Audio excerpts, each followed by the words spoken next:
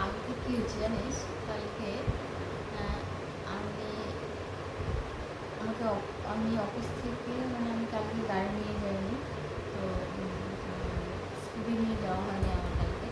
তো আমি যখন আসতেছিলাম মাখননগরের ওখানে আমাদের যে বিল্ডিংয়ের গার্ড, অফিস বিল্ডিংয়ের গার্ড কাকুটা ছিল, তো ওই কাকুকে না আমি রেড কালারের ড্রেস পরা দেখতে দেখতে অন্য ড্রেসে ছিল, নর্মাল ড্রেসে ছিল। আমাকে বললো, আমার হাতে হেলমেট দিয়ে বললো, কী রে তোর গাড়ি কোথায়? আমি না দেখতেছিলাম মুখের দিকে তাকায় দেখতেছিলাম যে কে। আমি বলছি না না কাকু, আমার কাছে গাড়ি নেই, না আজকে আর নিয়ে আসিনি। তো ওরকম করে আসার পর ওখান থেকে আমি তো চেকপোস্ট পর্যন্ত হেঁটেই আসলাম।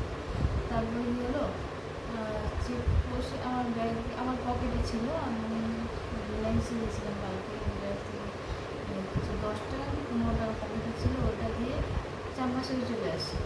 এবার চাম্পাশাড়িতে আমি দেখতেছি যে আমার পার্সটা আমার ব্যাগে ছিল বের করা, তো বের করা ছিল। এবার আমি কী করে আসবো, অনলাইন বলছি যে অনলাইন হবে, ওখান থেকে আবার দার্জিলিং মোড় আমি হেঁটে আসছি।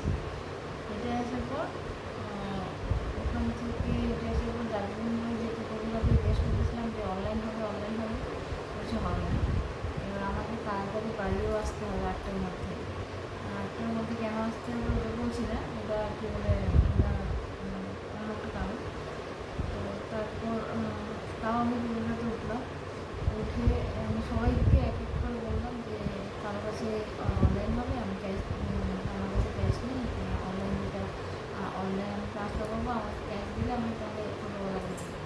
এবার টোটোওয়ালার কাছেও নেই, প্যাসেঞ্জারের কাছেও নেই। আমি ওইভাবেই আসলাম ওইদিকে, এই শিলং মোড়ে আসলাম। ওখান থেকে তো আমি নিয়ে আসি, নিয়ে আসছি। তো আমি ওটাই দেখলাম যে টোটোর মধ্যে একদম পুরা ইংলিশ ছাড়তেছিল একটা মেয়ে, হ্যাঁ, যে পুরা একদম এদের 3-4 জনের মধ্যে একজনেরও কি অনলাইন ছিল না? অনলাইন সবার ছিল, তোমার কাছে ক্যাশ ছিল, অথচ কেউ হেল্প করলো না। তো ওটাই দেখলাম যে এখনও এরকম লোক আছে যে ওরা কী যে ভাবছে। আর একদিন শুনলাম যে মোবাইল ছিল না, মোবাইল অফ হয়ে গেছিলো। মোবাইল চাইছিল ফোনের জন্য, ওরা ভাবছে যে অন্য কিছু, মোবাইল পর্যন্ত দিচ্ছে, কী বলবো।